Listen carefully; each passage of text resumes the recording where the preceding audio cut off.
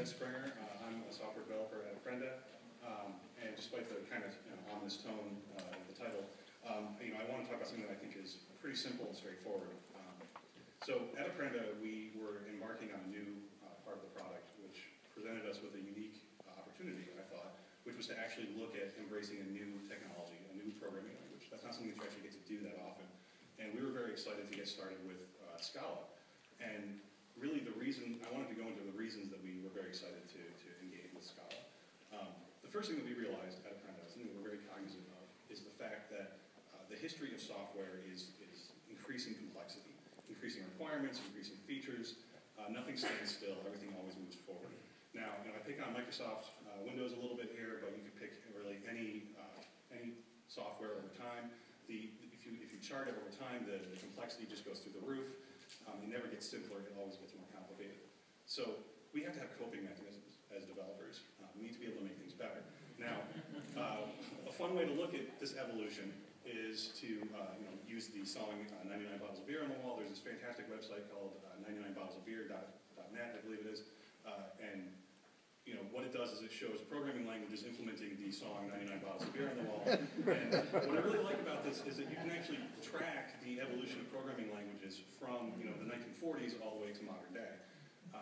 And so by looking at this, what you can see is a constant theme, something that steadily happens decade after decade, which is we try to make our programming languages for business software shorter, more easily expressive of the business problems we're trying to solve. So, it started with arguments about structured programming, moved on to things like COBOL and business programming languages, and things like object-oriented programming. And now finally we're moving to something that functional programming, which has been around for a long time, but is a little bit new to some people, a lot of business programmers. So what is functional programming? Well, functional programming comes from mathematics, specifically something called lambda calculus. And I know that this sounds terribly boring, but it's really quite good because what it allows you is to write code in a more declarative approach. Well, what is declarative? Well, if you've ever written a SQL query in your life, you know what a declarative approach is. Declarative approach is where you don't tell the computer how to do every single thing you want it to do. Instead, you declare what you want, what the result is that you want, and the computer figures out a way to go and get it for you. The thing is that declarative approaches, and in particular lambda expressions, have appeared in almost every language you can imagine, and even Java is getting into Java 8 eventually. And it's really a much more powerful way of expressing yourself in code. And what this allows for is much more simplified code. Ruby programmers have this fantastic concept called DRY, which is short for don't repeat yourself.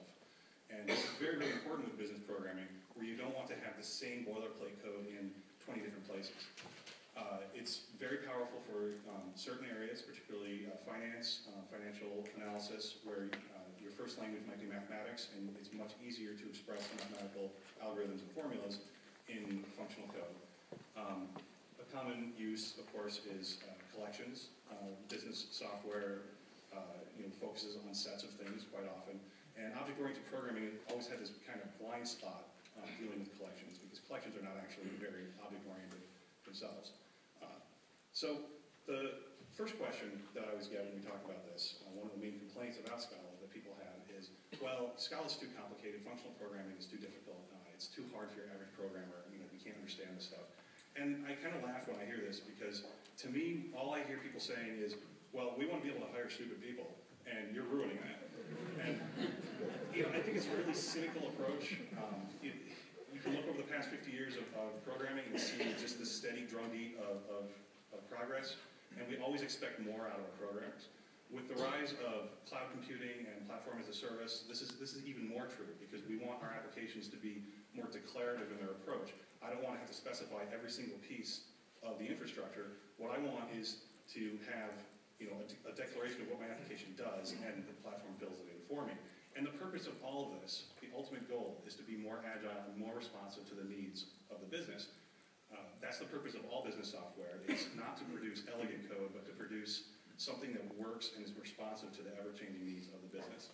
So the thing that I want you to get excited about, what I want programmers and developers, anybody involved with software to be excited about, is embracing something new, embracing new technology, trying to push the enterprise forward, push the whole industry forward.